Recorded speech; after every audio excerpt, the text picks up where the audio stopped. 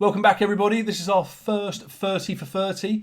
Heard so much about these. This one's called The Day the Series Stopped. Looking forward to this one. This one will come up in the comments more than any of the others are suggested. So I thought probably a perfect one to start with to put on here. Yeah, really looking forward to getting into these. Heard nothing but good about the 30 for 30s. Cool. 30 for 30. Oakland. And there was just a vibrancy here, and you could feel this energy. There was a competitiveness that we had never seen before within the Bay. We were definitely all the way A's, and anybody from San Francisco is definitely Giant. Okay, so this is San Francisco. Yeah. We had built this incredibly great, strong, omnipotent baseball team that was laying waste to everybody. 14 years, and this is my first time going to the World Series, and I get the MVP of the playoffs. Hey, it's nice. They were calling myself and Kevin a Pacific Sock Exchange. By the time I wake up in the morning, I'm ready to get back to the ballpark. I really am. I start to get that itch. I'm ready to go. It's not so much winning the Oh, poker did he kick hand. out? It's like I kicked your butt. Yeah, he did kick out. I thought he did. They both won their divisions, won their league championship series, and for the first time ever, we had a Bay Bridge World Series. That was a big deal to the Bay, a really big deal to the Bay. In Game 1, the story was Dave Stewart. He tossed the fourth shutout by an A's pitcher in World Series history. It's crazy seeing the no A's team's winning. ever come back in a World Series. That's no disrespect to the A's either. We've only obviously really gotten into it this year, so as far as we're aware, our entire baseball lives, A's have always sucked. And now they're obviously moving, and Yeah. it's a bad time for the A's. That's 2-1. Yeah. I just remember waking up and it was a beautiful day. There wasn't a cloud in the sky. Gorgeous days, the best weather there is. I had no idea that we'd be going to the World Series that day. For the first time in 27 years, a World Series game will be played in Candlestick Park. The Battle of the Bay continues. And as we're driving through the parking lot, it felt like a rolling motion. Candy Maldonado with the hesitation. Clanace. A little crack forward. Oh, it's going to be an earthquake. Yeah, it looks like it.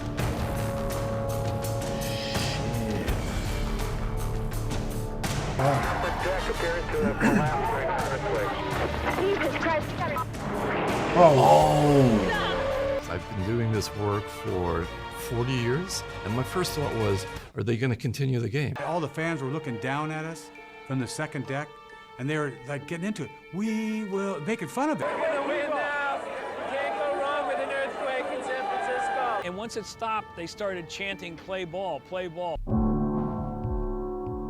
When you're high in the light stands, it's 220 feet high. Wait, he was up there. Oh, that's what I was thinking. That's crazy if he was. Suddenly the whole thing just jumps forward.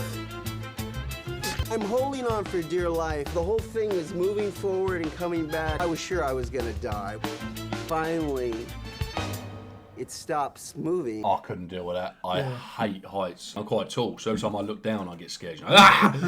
But yeah, I can't stand heights. It's one of my biggest phobias. So. Yeah, I mean, I don't mind them, but that just is rocking backwards and forwards. Stadium, car park, stadium. And that 17 seconds, like you said, is going to feel like a lifetime. Oh. Thinking you're going to die for 17 seconds is crazy. You just feel when you live through something like that, like you're invincible. Good evening, I'm Ted Koppel. There has been, as you may know by now, a rather severe earthquake in San Francisco.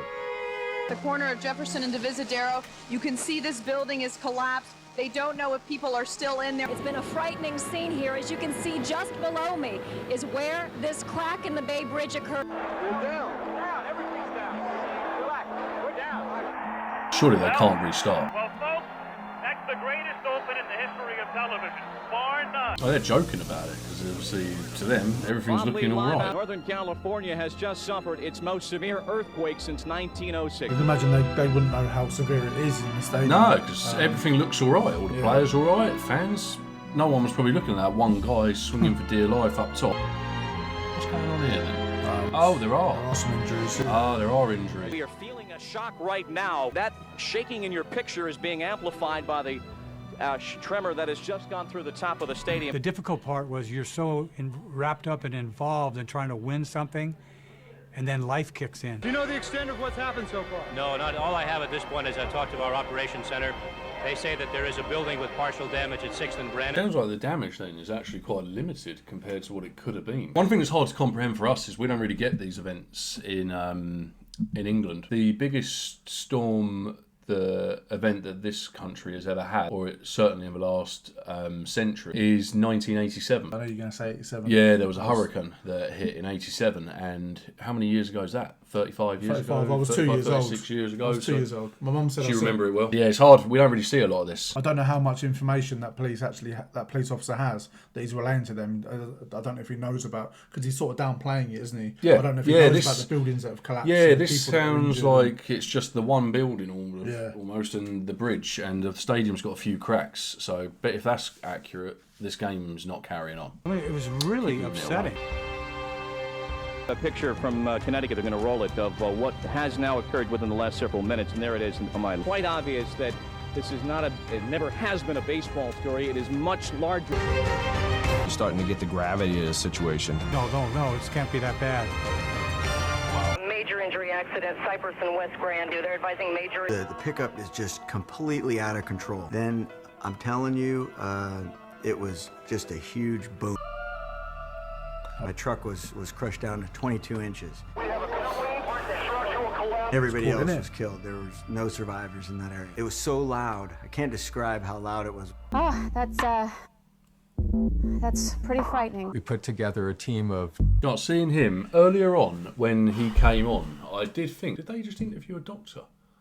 But I just didn't know if someone had gone on in the unlikely scenario of being involved in baseball to work in a hospital. I didn't even connect the dots. This is savage. This is really savage. Mate. I mean, the bridge was bad enough, but at least the section underneath was like... Yeah, only thing you can hope. You just sad. got to hope for as many people as possible. That was instant. The way he was describing how he was folded up, like ankles turned, awful. He said he was the only survivor, right? Yeah, everyone else underneath died. We drove down to the Cypress structure. An emergency medical technician came running up saying that there was a child trapped. As I entered the structure, close to 5 stories above the ground, there was only about a 2 or 3 foot distance. I could see that the child was in the back seat of the car. The child was semi-conscious, really wasn't verbal at all. I was able to amputate his right leg. That word he said there, tourniquet, I don't know how to pronounce it. The reason he put that above the knee, that's to stop the blood flow to the part he needs to amputate. Oh, okay. I only know because of the surgery I recently had on my foot. Guys are heroes, to be fair. Crazy. I mean, imagine when earthquakes just happened, and I know you're saving the life of a child, and he's got the ability to do it. You're getting in such a small gap of something that could just come down and crush you at any moment. And when I was watching, I was thinking, like, even these you got just normal everyday people. They're getting up there, they're climbing up, they're getting in, doing what they're doing. And it's crazy. Yeah, it's mad when the adrenaline kicks in. It just kicks in, and all you want to do is help. The child went through a series of operations. There was a call from downstairs that there was a man there who felt that his son may be here. We escorted him in, and immediately he said his name. It's something we can't forget. Ronnie, take a look at that monitor. You see that bridge in half? They're not playing baseball here tonight. Everything is going very smoothly as far as getting the stadium evacuated. We have to get these people out of here. Ladies and gentlemen, we are postponing the game because there is no power in the stadium. The game has been postponed. There'll be no baseball tonight. You're not aware of what is going on in the Bay Area. We are continuing to have aftershock. The Bay Area is one of the most seismically active parts of the United States. The Giants and A's are in their 47th year here coexisting in the Bay Area. They've met in the World Series once. One of the miracles is that you and I are still able to communicate at all, and that we're able to see you and get that picture and get some of those remarkable aerial shots from the Goodyear blimp. 33, ready, 47, track, 47. Monitor on board, it went black. Oh, they wouldn't have known straight away, would they? That's the big thing with most of this, I think, is that the misinformation and people not realising how...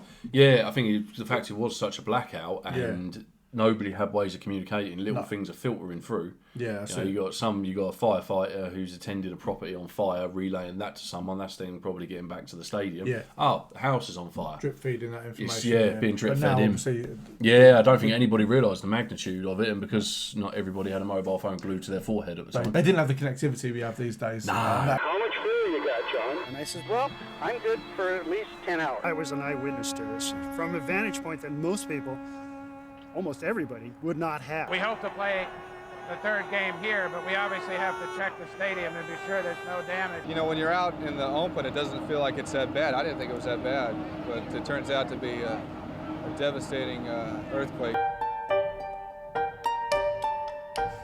fascinating, that place, anyway. Candlestick Park was designed in 1958, and it was a reinforced concrete structure. Back in 1958, we hadn't had any major earthquakes in California for quite a while. Those kind of structures actually move a lot on a daily basis, and that oval is actually 8 separate sections. In the earthquake, what happens is that each of those moves a little bit differently. Improvements to the very top of the stadium had been underway earlier in the year. 60,000 people in Candlestick. This is just before the game. This is a huge ballpark. Had it not been corrected, that bowl would have collapsed down and would have come down and landed on the bleachers. Now, that would have been bad. Had 10-month-old twin boys, and we had baby boys being babysat for the first time. We didn't know if our apartment building was able to take the earthquake or not. That was probably 3 of the most fearful hours that I've ever lived. Kids were just playing in front of the TV. Everything was fine. And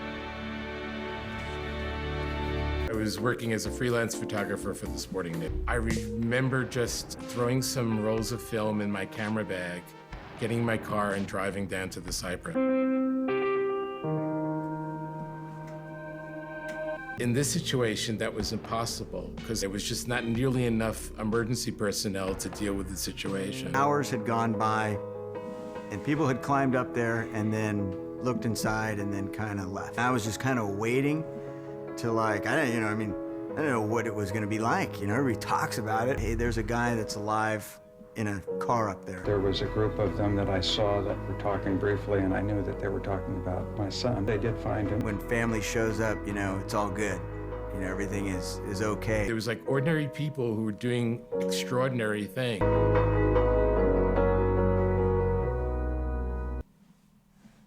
I want the citizens of the San Francisco Bay Area and its neighbors first to know that our hearts are with them. Yeah, obviously, there's been a substantial tragedy in this community. We have to wait and see.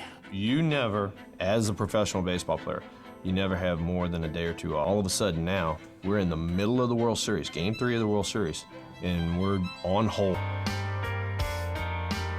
He would go out there every morning and bring coffee and donuts for the police and the searchers going through looking for bodies. I played Little League Baseball at Bushrod Park, Freeman's Field, but in reality, we had a job to do.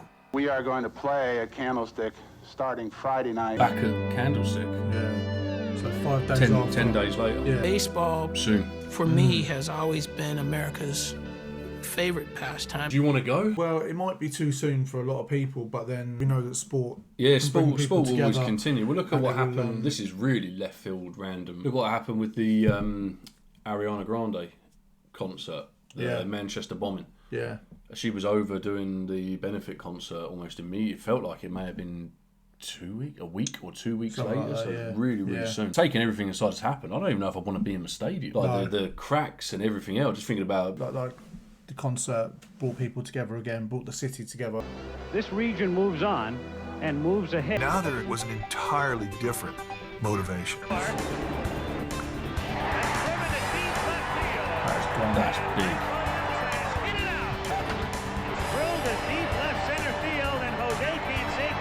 Oh, it looks like some game. And the A's are 1 victory away from their first World Championship in 15 years. Two sides of the Bay that are like day and night found a way to join together.